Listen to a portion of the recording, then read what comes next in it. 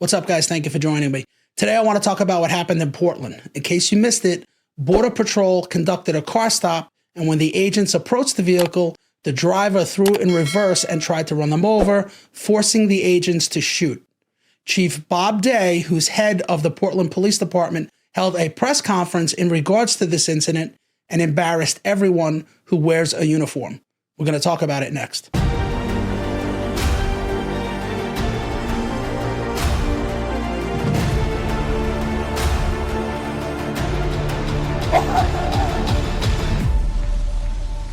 So here's Chief Bob Day, head of the Portland Police Department. Wait until you see what an embarrassment this guy is. Here he is crying over the arrest of the two perps who tried to kill federal agents. By the way, these two perps happen to be members of TDA. Keep that in mind when you watch this guy cry. If you're on the job, prepare to be embarrassed. Here he is. I was asked yesterday in the press conference about the Tren de Aragua group, also known as TDA. At that time, I did not have pertinent information as to their potential role or involvement here in the city.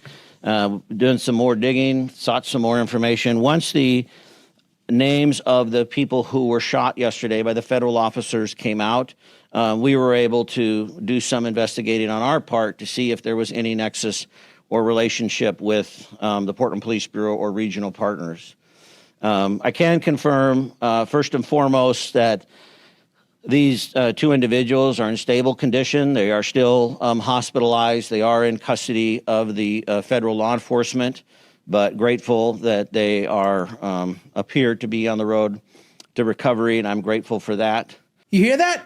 The chief is happy that the two gang members are okay, not the federal agents they tried to kill. He's happy that the perps are okay. And who are these perps? Here's the driver. I'm not even going to attempt to mention his name. You could try and read it if you want. Not only is he a member of Tren de Aragua, but he's also a drug dealer and he runs a prostitution ring. And here's the passenger. Again, I'm not even going to attempt to pronounce that name. She is also a TDA member, runs the prostitution ring with him, and she's also wanted for a shooting that occurred in July.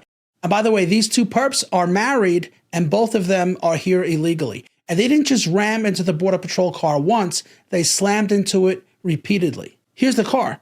Had these agents not jumped out of the way, they could have been killed. But the chief is grateful that the perps are okay.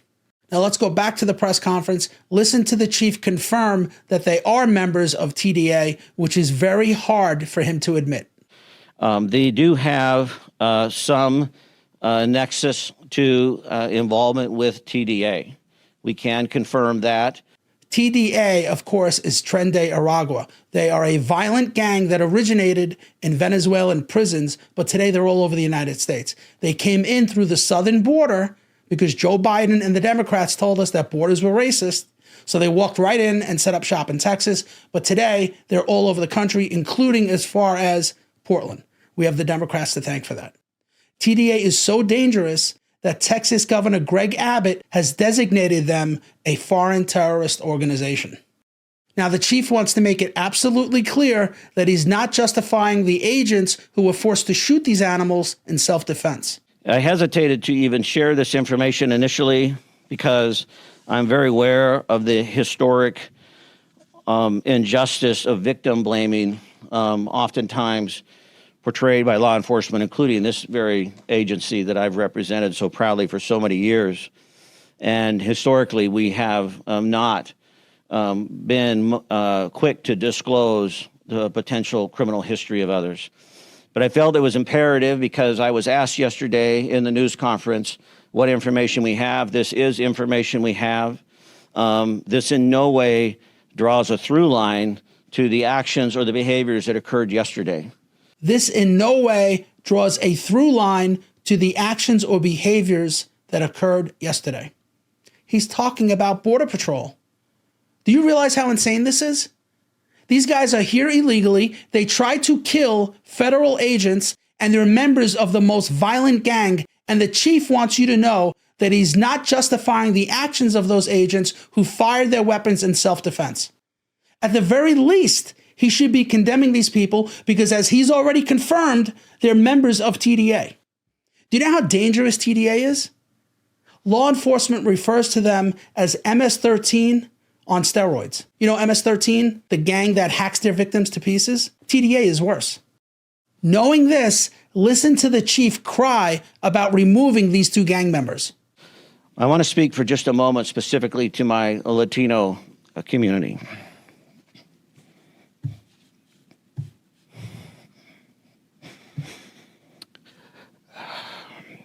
It saddens me that we even have to qualify these remarks, because I understand, or at least have attempted to understand through your voices, your concern, your fear, your anger. You hear that? This chief is apologizing to the Latino community for removing these dangerous gang members. Do you realize how racist that is?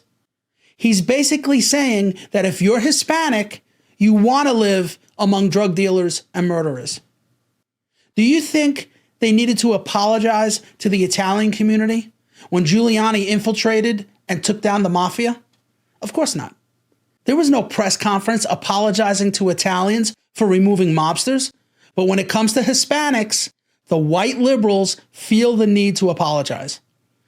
You're a disgrace, Chief. You're ballless. You have no balls. Your testicles are up in your stomach. You know, I had a German Shepherd who had the same thing. Only one testicle dropped. But at least he had one. You have none. And you're a disgrace to everyone who wears the uniform. Here he is finishing the press conference, again reminding us that in no way is he justifying these agents protecting themselves.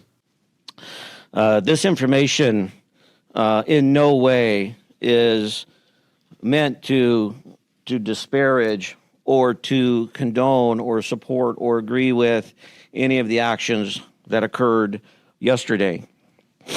You're a clown and an embarrassment. But if you think he's bad, I've got another one for you. This is Philadelphia Sheriff Rochelle Bilal. Before I show you the next clip, remember, the Democrats are always looking for the next George Floyd, and I'm going to prove it to you right here. This is right after the Renee Good shooting. Listen to the first thing she says. Good afternoon. I'm Rochelle Bilal, the sheriff for the city and county of Philadelphia. And I say her name, Renee Good. Renee Good. Renee Good. Renee Good. Renee Good. Renee Good. This should not have happened, but we're here today. Let know that law enforcement professionals, real ones, not the fake made-up ICE, probably Trump's new army to attack citizens of the United States. Did you hear what I said? Yes, we heard exactly what you said, and we're going to go over it. Let know. That's how she begins her press conference. Let know. Here's her quote. I'm quoting now exactly. Let know that law enforcement professionals, real ones, not the fake made-up ICE, probably Trump new army to attack citizens of the United States. I got to read it again, right? Let know that law enforcement professionals, real ones, not the fake made-up ICE, probably Trump new army to attack citizens of the United States. That's how she begins her press conference. This is not just a joke. It's a disgrace. I don't know if she went to grammar school. No law enforcement professional wears a mask. None. None. Now, originally, I didn't like that ICE officers were wearing masks, not because it conceals their identity. We have thousands of undercovers that work in the NYPD, and I worked plain clothes almost my entire career. So it's not because of that. The reason why I don't like them wearing masks is because, number one, it doesn't look good when you see masked agents taking people off the street. And it's going to hurt Trump politically, which it is. And I'm going to show you the polls in a minute. The reason why I don't like that they're identifiable to the public is because it prevents accountability. When you're a cop in uniform, you're identified by two things: your shield number and your name tag. Do you remember the Tompkins Square Park riots in New York City back in 1988? I wasn't a cop back then, but from what I remember, the police were told to go into the park and clear it of all drug dealers, addicts, and homeless encampments. And the cops went in and basically beat everybody up. And when they did their investigation, they learned that while the cops were in uniform, a lot of them didn't have their name tags attached, and some of them had their shield numbers covered up with black electrical tape, making it very difficult to assign accountability. So initially I thought that ICE officers should have their names displayed. But then I found out that their names and addresses are being shared over the internet. Now they have animals attacking these ICE officers while they're off duty in their home. ICE agents and officers go out there every day, put their lives on the line to protect this nation and do what's expected of them. And for them to be demonized, called modern-day Nazis, right, to have them doxxed, have their families doxxed, have their loved ones, Instagram, Facebook, posted online.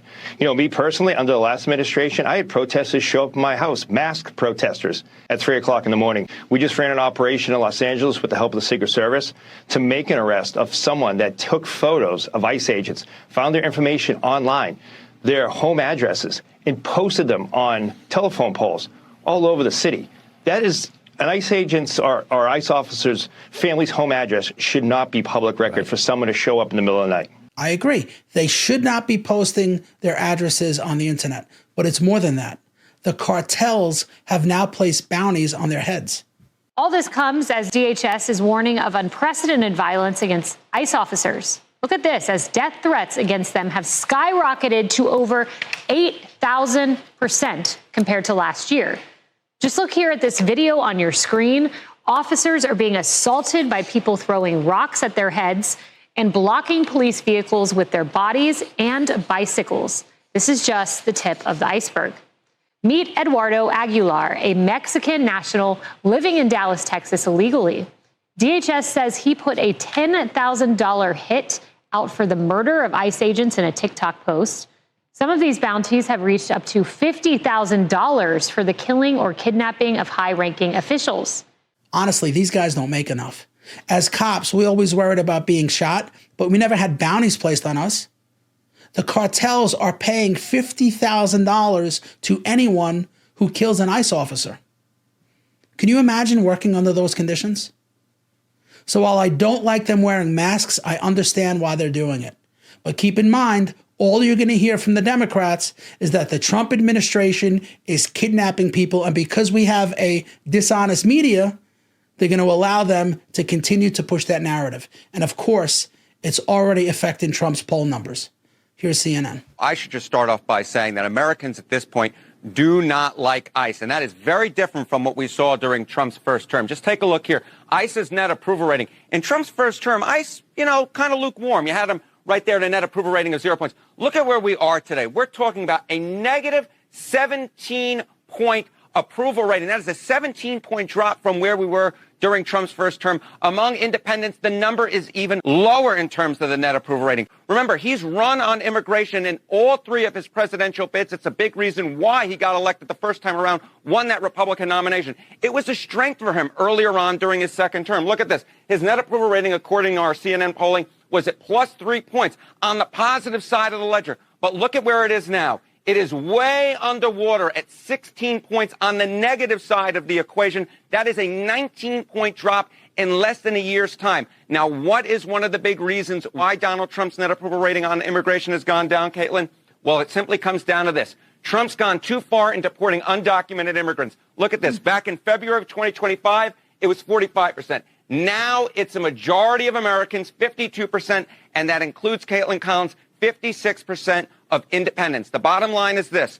ICE and Trump are losing the argument when it comes to the American people. They don't like this immigration enforcement, and it is costing Trump political points at this time, Caitlin. It is costing him political points. If we had an honest media, the polls would be different. But because they're so corrupt, they're allowing the Democrats to push the false narrative that the Trump administration is kidnapping people off the street. So this is why I don't like that they wear masks. I understand why they do it. I just wish that they didn't for this very reason. At the very least, they should be identifiable by maybe a shield number. That would help people to assign accountability if something happens. Now let's go back to the DEI sheriff. Those that come into our communities wearing a mask to commit crime, thank God for our district attorney, Larry Krasner, who said he's going to lock them up And I'm saying now, we are not going to whisk you away for them to hide your identity, because when you do it there, you're getting arrested there. No whisk away for them to hide you. None of that here. None of that here. Law enforcement professionals do not shoot at moving vehicles. I'm not saying fleeing, because she wasn't fleeing. She was getting out of the way. She wasn't fleeing. She was getting out of the way. You know, I hear the same stuff from my kids. I didn't lose it, Dad. I just don't know where it is. Of course, they're in elementary school, which I don't think the sheriff went to. And so we stand here today with all those who stand against the made-up, fake, what you can call ICE, professional law enforcement. I don't call them none of that. I don't call them none of that. Let me help you out. You can say, I don't call them that, or you can say, I call them none of that. But when you say, I don't call them none of that, that's what we call a double negative. So you really are calling them law enforcement professionals. Again, you would know this if you went to the 5th grade. But wait, she's got more. I call them made-up, fake, wannabe law enforcement, because what they do is against not only legal law, but the moral law. You hear that? What they do is against moral law. I mean, you have to laugh at her stupidity, but this is what you get when you have a DEI hire. And don't tell me she isn't. She could barely complete a sentence. And don't blame me for coming to that conclusion, because this is the world in which you created. Democrats and liberals have told us that race means everything. In fact, if you go to the sheriff's homepage, you'll see the very first thing she mentions is that she's the first African-American woman sheriff. Are you surprised? This dunce oversees 428 cops. She's a complete fool. And she's not done.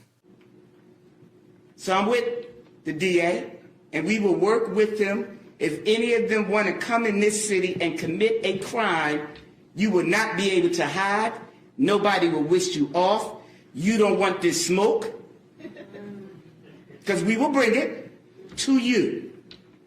You don't want the smoke? Are you kidding me? You sound like an idiot. It also sounds like you're threatening federal agents. And the fake, whatever they call them, because I can't say the name, but the criminal in the White House would not be able to keep you from going to jail. Renee Good should be here today. And to her family, we are saying law enforcement professionals are not the ones here in this city that would do that. But here's the last thing that I will say. Law enforcement professionals around the country do their job. And we have been fighting for years to build that bridge between us and our communities. You have one negative nutcase that causes this problem, and now we all have to fight again to let people know law enforcement works with communities. These crimes would not be down if we didn't have communities work with us. Thank you. Notice how she singled out that one particular ICE officer, Jonathan Ross, saying that he is a single nutcase. Just one cop, right? It's funny how you didn't do the same thing for Derek Chauvin.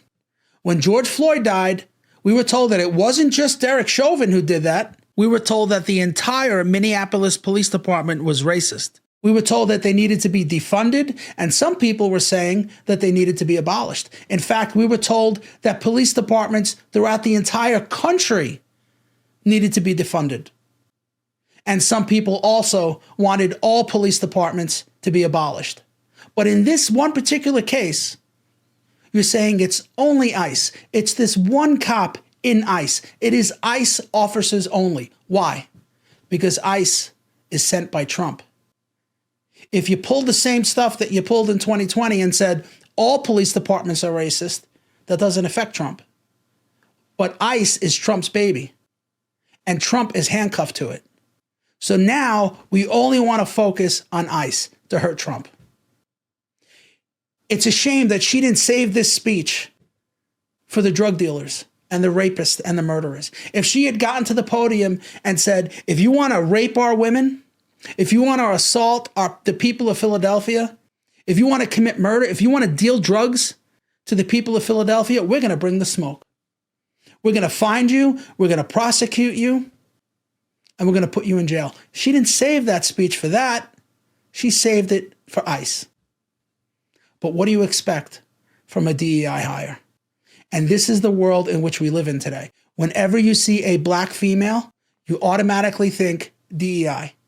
Or any female, especially a gay female, like the one Mandami hired to lead the fire department, who has never been a firefighter. 56-year-old Lillian Bonsignor, born and raised in the Bronx. She will be the city's first openly gay fire commissioner and the second woman to lead the department following Laura Kavanaugh. While Bonsignor does not have firefighting experience, she promises to provide a shot in the arm, quite literally, for this department. As far as firefighting experience, I would offer, I know the job. When we see people like that put in charge, we automatically assume that they're only there because they check all the boxes. And again, don't blame us for that. That's on you. Now, if you want to hear a real police chief, I'm going to take you to, of all places, believe it or not, Chicago. This is Police Superintendent Snelling. Let me make this clear. Federal agents, ICE, HSI, are officers. They are agents of law enforcement. If you box them in with vehicles, it is reasonable for them to believe that they are being ambushed and that this could end in a deadly situation. And it's reasonable for them to use force based on those conditions. Do not box in any law enforcement officer. You are breaking the law when you do that. And you are putting yourself in danger. Pretty simple, right? Don't box in law enforcement vehicles. This is what he's talking about. This is a video for the listening audience of a leftist woman in her SUV trying to box in an ICE agent who's trying to pull out of his parking spot to go chase bad guys. And she and her band of leftists make it as difficult as they humanly possibly can for this guy to go do his job. And she narrates it. Watch this, SOT 11.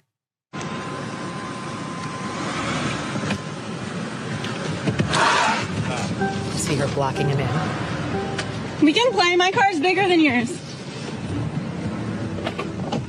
We can play.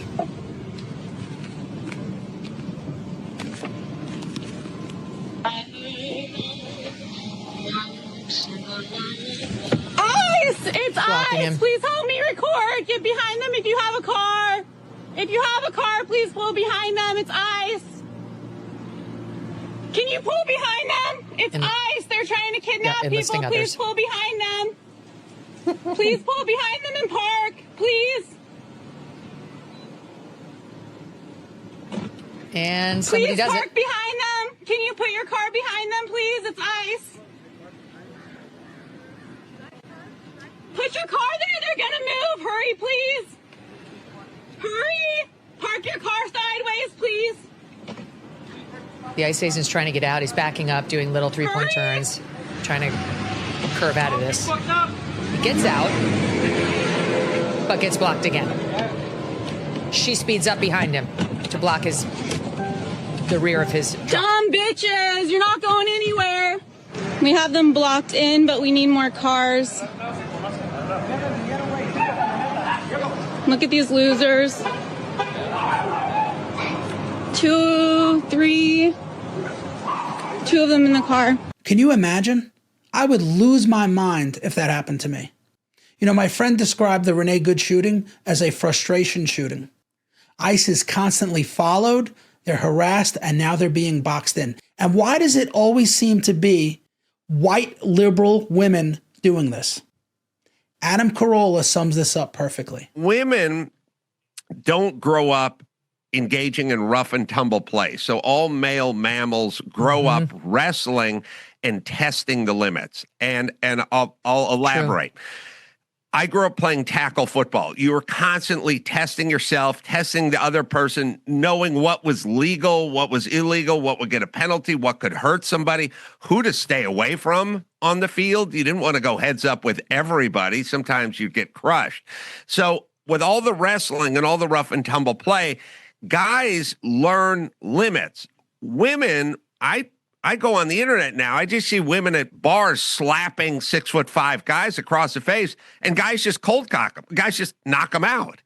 And I'm like, it's not going to end well. Don't hit this guy. No, I wouldn't hit that guy. The guy played tight end for the Bears. I know he's a big dude. I'm not going to go mess with him, but I learned that growing up.